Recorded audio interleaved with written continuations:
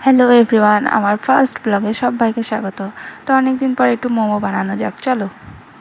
তার জন্য নিয়েছি পেঁয়াজ কুচি, ক্যাপসিকাম কুচি, আর একটু পনির গ্রেট করে নিয়েছি, একটু চিকেনের টুকরো আছে, আর এখানে সয়া সস, টমেটো সস আর লঙ্কার গুঁড়ো মিশিয়ে একটা সস বানিয়ে নিই।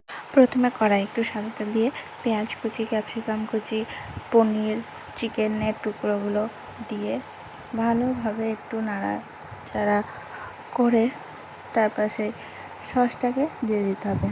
তারপরে একটু ভালো করে নাড়াচাড়া করে একটু ভাজা ভাজা করে নামিয়ে নিতে হবে। এই যে এবার আমাদের ভেতরের পুরটা রেডি হয়ে গেছে।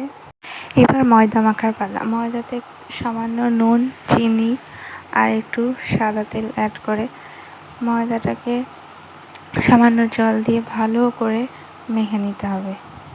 ময়দা মাখা কমপ্লিট হয়ে গেলে এবার ছোট ছোট করে বেলে তার মধ্যে পুরটা ভরে এভাবে মোমো রেডি করে ভাপিয়ে নিলেই ব্যাস রেডি আমাদের momo. Thank you for watching.